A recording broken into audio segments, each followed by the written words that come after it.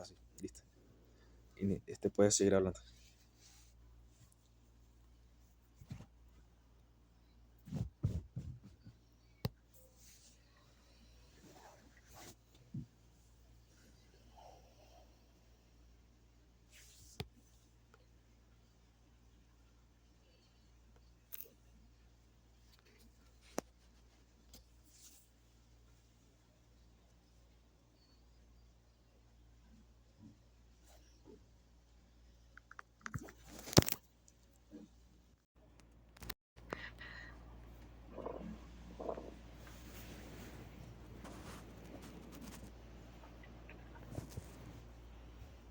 Ok. Ajá, como les estaba diciendo, está compuesta por lípidos, que son los que van a ver estas como circulitos azules con las colas hidrofóbicas, es lo que les he venido hablando, que son los fosfolípidos. Los circulitos amarillitos pequeñitos que ven aquí, ¿sí los ven? Estos que están aquí, estos, es colesterol. También está compuesto por proteínas, tanto integrales como periféricas, ¿sí? Las integrales son estas que tienen contacto con la membrana. Puede ser de que vayan desde la parte interna hasta la parte externa, ¿sí? Que sean transmembranales o que simplemente estén en una sola de las capas. Y las periféricas son aquellas, estas líneas naranjas que ven aquí, que van a estar unidas no covalentemente a las proteínas integrales. Y van a encontrar los que son los glúcidos, que van a ser oligosacáridos que se van a unir covalentemente, ya sea a proteínas o a los mismos lípidos, formando lo que son los glucolípidos y las glucoproteínas. Bueno, de los fosfolípidos ya creo que les he hablado demasiado, entonces no voy a volver a tocar ese tema. Lo que sí es que, tomando en cuenta, hablando de lípidos un 100%, ¿sí? Los fosfolípidos comprenden un 50% de la membrana, que se van a dividir en lo que son fosfoglicéridos, fosfatidilcolina, la esfingomielina, fosfatidilcerina y fosfatidiletoanolamina, que son las que recuerden que son lecitina y cefalina. Bueno, colesterol va a ocupar alrededor de un 33%, de 30 a 33% más o menos.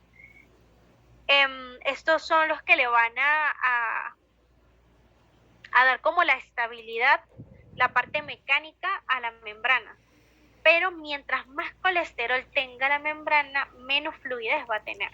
Eso también es un punto muy importante. Y bueno, los glucolípidos, que son los oligosacáridos que van a estar en la parte externa de la membrana plasmática.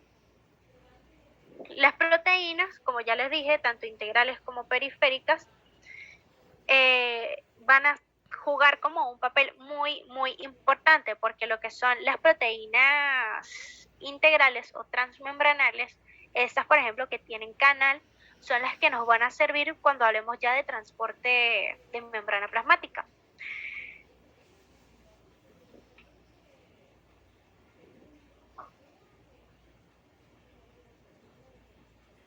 Ajá, prosigo. Y bueno, de los glúcidos podemos decir que además, o sea, no es como que están ahí solo para verse bonitos y ya, sino que estos son los que le van a proporcionar una de las características más resaltantes de la membrana, que es la asimetría, ya que ven que no es completamente lisa o tiene una forma en particular, sino que debido a estos glúcidos que están sobresaliendo de ella, van a causar una asimetría. Y esta asimetría dada por estos azúcares es lo que va a formar, ¿sí? Va a originar el glucocáliz, que ya se los voy a explicar más adelante. Pero antes de eso, hay algo que también tienen que aprenderse, que también lo preguntan en los exámenes, y es que a manera como en términos médicos, en términos científicos, a la membrana plasmática se le denomina que es un modelo de mosaico fluido. Este fue un término que se adoptó, o sea, el más reciente fue en 1972, si mal no recuerdo, por Singer y Nicholson. ¿Sí? Que bueno, no tiene mucha complicación, o sea, les dieron ese término, dijeron que es un mosaico fluido, porque bueno, si ven todos los componentes que tiene la membrana, tal cual como aparece ahí en la imagen, pareciera que fuera un mosaico. Y el fluido es por las propiedades o las funciones que va a hacer la membrana plasmática, ¿sí? La fluidez que tiene ella para poder transportar muchas moléculas a su interior. Más que todo fue por eso que le dieron como ese concepto de modelo de mosaico fluido. Pero se lo tienen que aprender, saber quién lo dijo, pues Singer y Nicholson, anotar la fecha, que también la pregunta, y saber el nombre de modelo mosaico fluido. Sin embargo, eso no fue como que el primero, ¿no? Antes de eso, muchos otros biólogos, científicos, dieron sus aportes. Por ejemplo, el primero me acuerdo de que fue Overton, creo que fue, donde dijo que, o sea, lo primero que él visualizó fue una sola capa. O sea, sabía que había una membrana, pero pensó que era una sola. Y eso fue por allá en 1900, creo yo, 1902, 1905, por ahí va. Y después, bueno, así sucesivamente, muchos otros científicos dieron sus aportes hasta que llegaron a visualizar con el nanoscopio la membrana plasmática y se dieron cuenta de toda su estructura, sus componentes, su forma, bueno, todo. Otra cosa es que la membrana mide alrededor de 75 a 90 Armstrong, si lo miden en Armstrong. Si ya es en nanómetros, va de 7 a 10 nanómetros. Ajá, ahora sí podemos hablar de lo que es el glucocáliz. ¿Sí? El glucocáliz es nada más que la cubierta, ¿sí? Por decirlo así, externa de esa membrana plasmática o de la célula. Es la que va a estar proporcionada, como le dije, por los glúcidos, por esos azúcares que van a estar ahí. Esta es como la que le va a dar la identidad a la célula, por decirlo así, se lo pueden grabar. Así como, creo que yo les expliqué eso, como la cadena radical le da la identidad a los aminoácidos, a la célula la que le da esta identidad es el glucocáliz. Ya bueno, por sus tantos componentes, que son los glúcidos que van a formar glucoproteínas, los que van a formar glucolípidos, los proteoglicanos, creo que los glucosaminoglicanos también podrían entrar ahí, entre otras cosas. Esto es lo que le va a dar a la célula esa característica viscosa o esa característica así como gelatinosa y le va a proporcionar una mejor fluidez y un mejor desplazamiento celular. Las funciones del glucocáliz, bueno, como pueden ver aquí, es de la protección. Ella va a proteger a la célula de posibles lesiones con otras células u otros tejidos.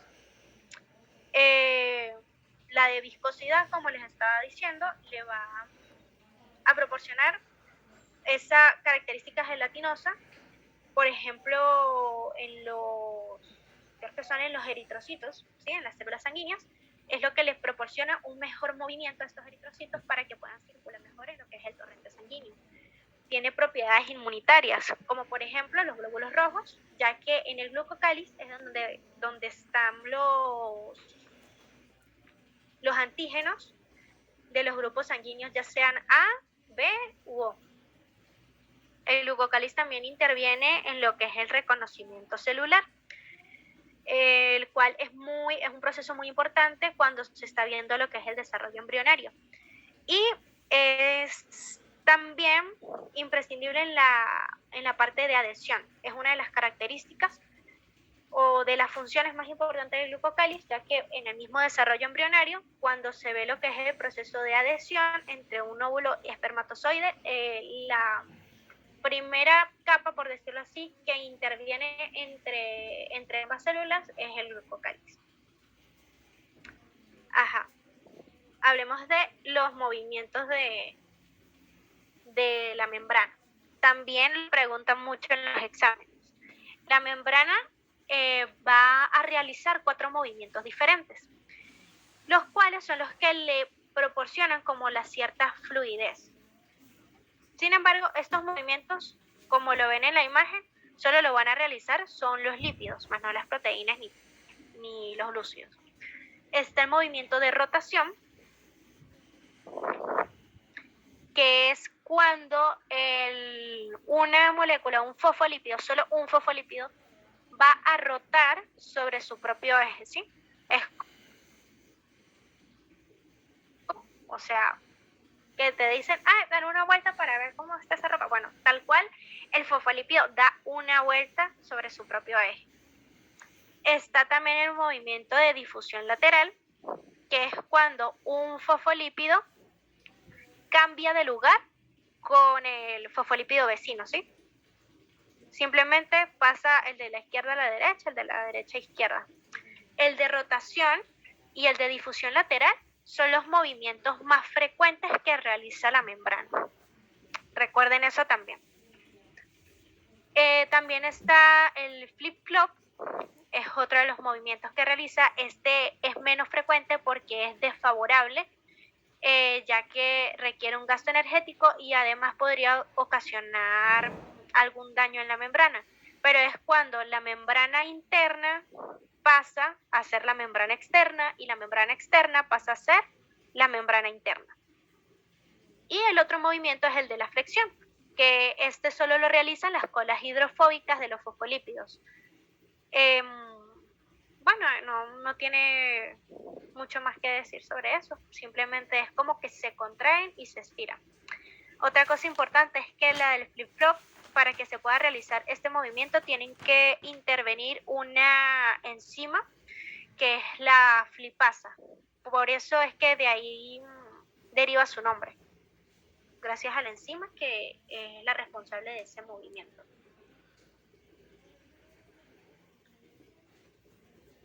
Ok, y ahora hablemos de los tipos de transporte.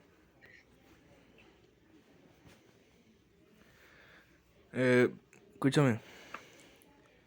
Que si puedes repetir esa ¿Qué parte. pasó? ¿La de los movimientos? Sí. Aquí preguntan que si habría que aprender la composición química de cada parte de la célula. Bueno, sí. O no, no tanto en el sentido de que tiene que tener un sacárido, polisacárido, monosacárido, no, pero tiene que poder, caracterizar. Pueden que tener un polisacárido, lipoposacárido, lipoproteína. Si tienen una proteína, ese estilo de cosas que conforman a la célula, simplemente la conformación de la célula que sí te la tienes que aprender. Y ya, bueno. Sí, es nada más como los porcentajes, como yo te dije, tipo de la membrana. 40% le corresponde a lípidos, 50% a proteínas y 10% a carbohidratos. Eso es lo que tienes que saber, no es como que tienes que saber cada cosita, pero sí más o menos los porcentajes, estar familiarizado con ellos, ya que, por ejemplo, esa sí recuerdo que es una pregunta que hacen en el examen. Ok, vamos a proseguir, aunque por ahí me salió un aviso que nada más quedan 10 minutos de Zoom. Creo que se va a volver a cerrar. Ok.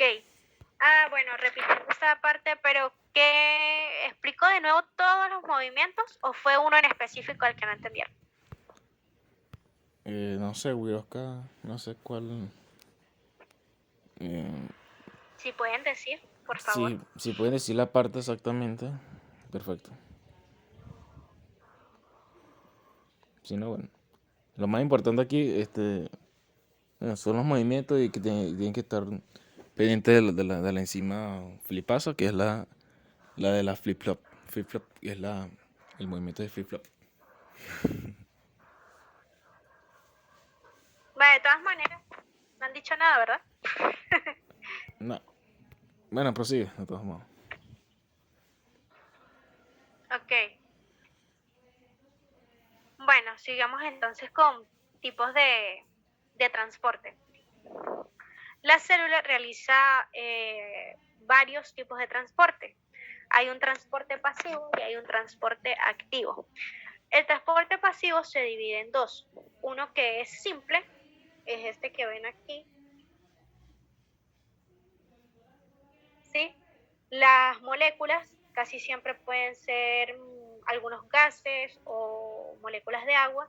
Estas pasan libremente a través de la membrana, no necesitan ninguna proteína transportadora ni ningún canal para poder pasar al interior de la célula. ¿Sí? Es el transporte más sencillo que realiza la membrana. Y otro de transporte pasivo es la difusión facilitada. ¿Por qué se le dice transporte pasivo? Porque no requiere de ningún gasto energético, ¿sí? Ok, la difusión facilitada sí requiere tener una proteína transportadora, como por ejemplo las lipoproteínas, vieron de que son proteínas de transporte, y se encargan de pasar ciertas moléculas, ciertos compuestos al interior de la célula. Tampoco es que sea cualquier tipo de compuesto los que van a pasar al interior de la célula. Por ejemplo, una que sí puede pasar por difusión facilitada es la glucosa y algunos aminoácidos. Entran a favor del gradiente de concentración o también llamado potencial electroquímico, ¿sí? Es como cuando se hable de gradiente de concentración o potencial electroquímico, imagínense como una corriente de agua o una corriente de aire, de que si tú vas hacia al contrario de cómo va la corriente, tú vas a tener que gastar más energía o colocar más fuerza para poder ir al contrario de esa corriente. Bueno, así tal cual es este transporte. Cuando se hable de que va a favor es porque va sencillo, ¿sí? No necesita una mayor fuerza. En cambio, bueno, antes de hablar del transporte activo, hay unos conceptos que también se los van a preguntar, que son, por ejemplo, lo que es uniporte y cotransporte. Uniporte les hablan es cuando al interior de la célula pasa un solo tipo de moléculas, que si va a pasar solo sodio o solo glucosa o solo moléculas de agua. Cotransporte es cuando se transportan dos moléculas diferentes al mismo tiempo, ¿sí? Cotransporte a su vez se divide en dos, en simporte y antiporte. Simporte es cuando van dos sustancias diferentes, dos compuestos diferentes en la misma dirección. Y antiporte es cuando van dos moléculas diferentes pero en dirección opuesta, es decir, como una bajando y una subiendo. Bueno, ahora sí podemos hablar de lo que es el transporte activo.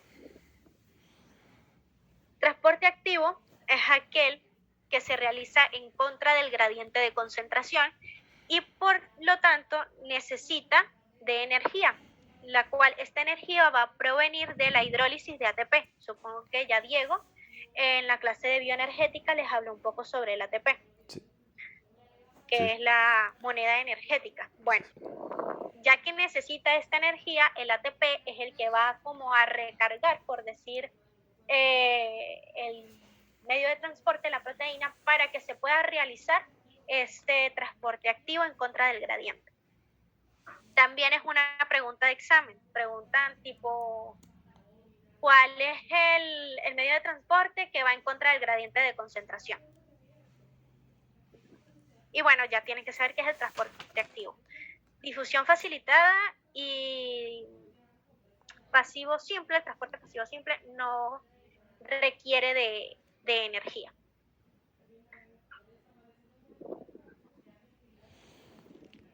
Aquí también está el transporte en masa, que es Gaby.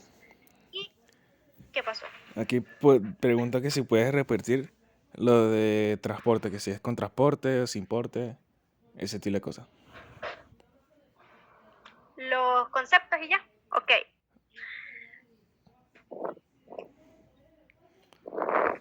O si puedes dibujarlo también. Ay, Dios. Yo sí para dibujar soy malísima. Ok, pero ven, hago el intento. O por ejemplo, ahí mismo en lo de la difusión facilitada, puede hacerlo.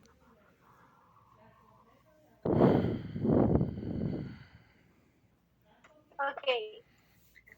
Uniporte es el concepto que se le da cuando a través de la membrana pasa un solo tipo de moléculas. Es decir, supongamos que ese es una glucosa. ¿Sí? Solo va a pasar esa glucosa. Eso es uniporte. Una glucosa va a pasar a la membrana plasmática.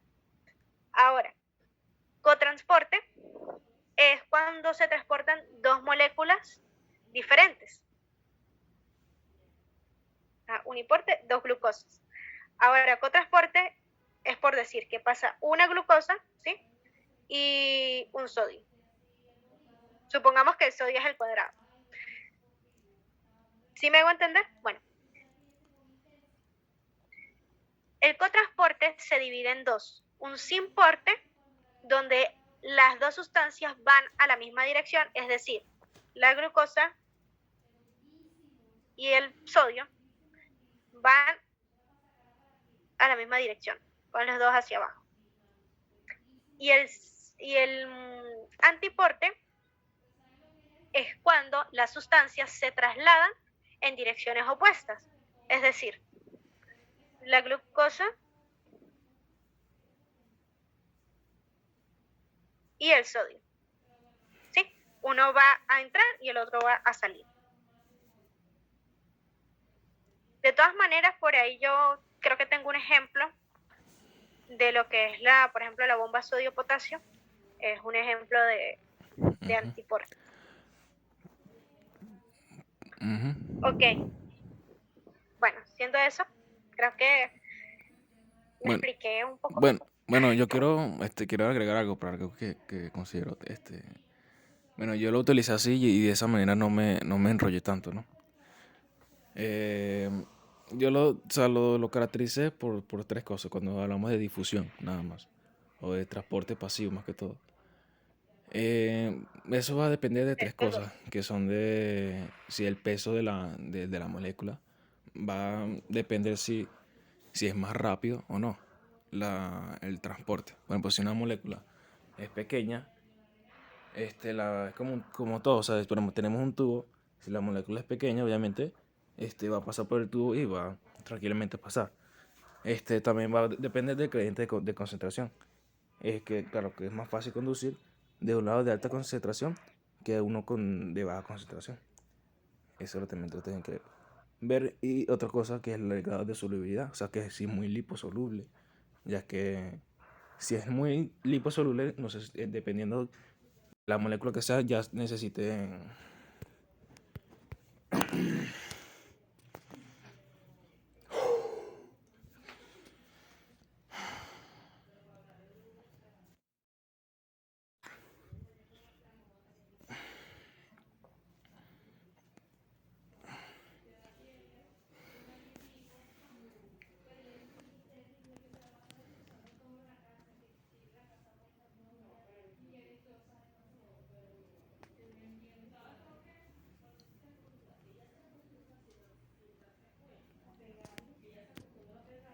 Bueno, más espera. Ya vas a terminar, ¿no? ¿Quién, yo? Sí. Sí, falta, sí, el transporte activo ya. Ok. Y el ejemplo de la bomba sodio-potasio, que también lo pregunto. Y ya. Sí. Dale, ya termina lo que estaba diciendo y ya. Ok, vamos a ir compartiendo pantalla. No puedo compartir pantalla. Ah, voy, perdón. Listo. Tranquilo. Listo. Uy, Dios mío. Allá está haciendo frío, yo tengo mucho frío. Estoy temblando. No, ya apagué el aire porque tengo mucho frío. ¿Qué va? Aquí no hay aire, pero está haciendo mucho frío. Sí. Ajá, Ok. a ver. Pon el ejemplo y termina de decir lo que te dicen. Ok. Continúa, Diego. Ok. La otra cosa que va a depender la de transporte va a ser si es la solubilidad que tenga. O sea, ¿qué quiere decir eso? Si es muy liposoluble, o sea, si es muy denso el- la molécula que va a traspasar, le va a costar un poco más pasar ya sea a través de la membrana o por algunas proteínas integral o sí, más que todo integral. Las periféricas no tanto, pero más que todas las integrales. Le va a costar un poco más. Es decir, que va a ser un poco más lenta. Y ya. Ok, bueno, espero que hayan entendido con ese ejemplo también un poco mejor. Ok, entonces sigamos con lo que es transporte activo. Ah, no, estaba aquí con el transporte de masas. Lo que es endocitosis y exocitosis. La endocitosis es cuando alguna partícula, ya sea sólida o líquida, entra al interior de la célula. Como pueden ver, por ejemplo, esta es una bacteria. Ella va a entrar al interior, la membrana plasmática la envuelve formando digamos, como una vesícula. Eso tiene otro nombre, pero no recuerdo ahorita Creo cuál es. micela, creo que es una micela. Algo así. Creo que son. Una, No me acuerdo, creo que. no, No sé si es micela o. Una vesícula transportadora. un, No me acuerdo, creo que sí. era, bueno, también lo pueden recordar como un fagosoma, porque cuando están viendo el proceso lisosómico, también se ve lo que es endocitosis y exocitosis, cuando entra una partícula del medio externo y la envuelve, la membrana plasmática, a eso se llama, es un pseudópodo. A este lo envuelve una proteína que también la tienen que recordar, también la pregunta, que es la clatrina.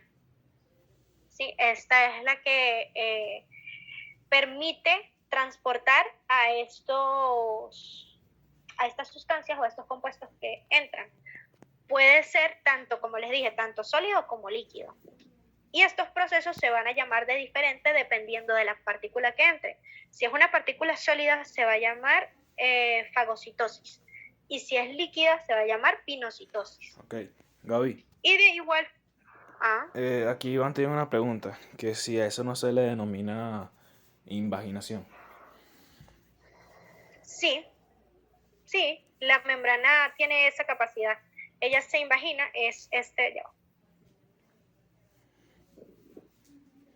este movimiento que hace aquí es la invaginación. Ella es como que puede decir que se contrae, la sustancia o el compuesto va pasando y ella la invagina, la rodea, la envuelve y forma como si fuera una vesícula. Por eso es que se me vino a la cabeza el nombre de vesícula, pero si se llama, bueno, en algunos libros, por ejemplo en el que yo leí, pseudópodo. Y por aquí lo que pasa es que aquí no se ve, pero alrededor de esta, la clatrina la envuelve y es la que permite su desplazamiento al interior, tanto una partícula sólida como líquida. A ambas la envuelve la clatrina. Y la exocitosis es el proceso inverso, es cuando ya la célula no necesita cierto compuesto que está en su interior y ella lo expulsa fuera de la célula. Igual la misma vesícula secretora, la misma vesícula la regresa a la membrana y la membrana se encarga de hacer la exocitosis.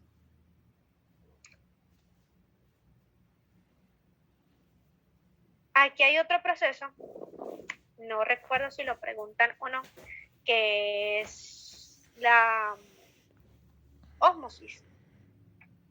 Que bueno, yo creo que eso Diego ya lo había explicado en, en el tema de agua, entonces no me parece relevante volverlo a explicar.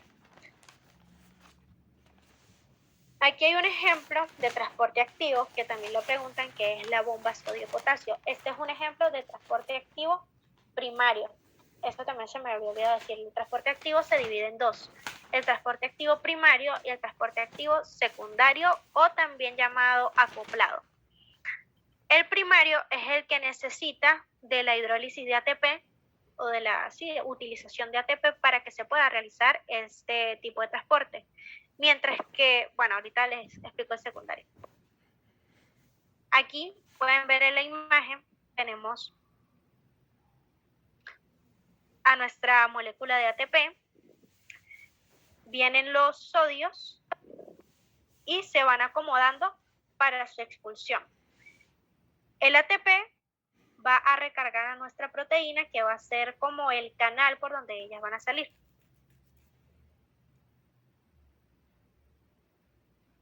¿Ven? Y aquí aparecen los que yo les estaba diciendo. Los sodios se acomodan, el ATP las recarga y posteriormente el sodio, las 3 moléculas de sodio salen al medio extracelular para que después las 2 moléculas de potasio entren, se vuelve a recargar y el potasio vuelve a entrar al interior de la célula.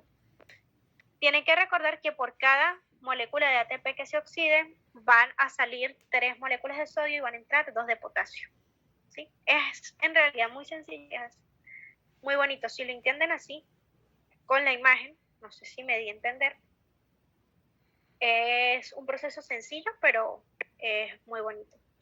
Otra cosa es que después de cada hidrólisis de ATP, el resultado va a ser, aquí se ve un ADP y un fósforo inorgánico.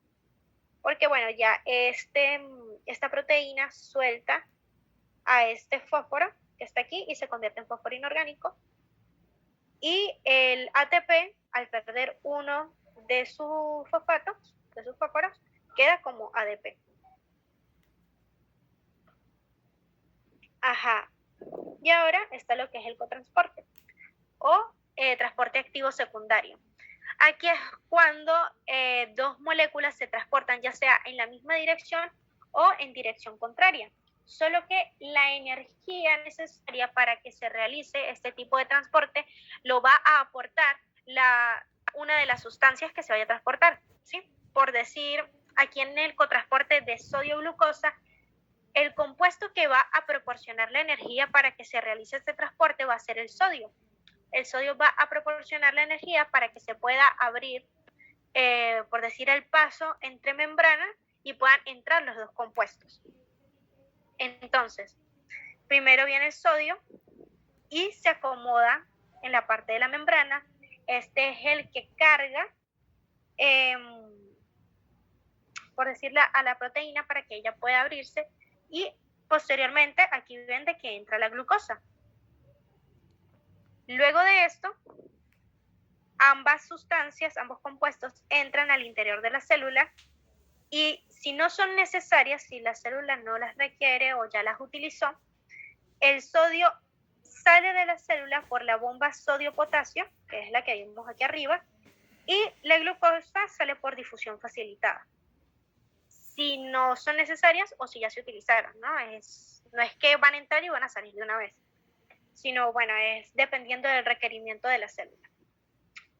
Otro aspecto importante es que aquí, en la bomba sodio-potasio, el sodio va en contra del gradiente de concentración, ¿sí? Porque va hacia arriba. Y el potasio va a favor del gradiente de concentración. Mientras que aquí, en el cotransporte, aunque los 2 compuestos vayan hacia el interior, ¿sí? Podría parecer de que van ambos a favor. En realidad, el sodio va a favor del gradiente de concentración y la glucosa va en contra del gradiente de concentración.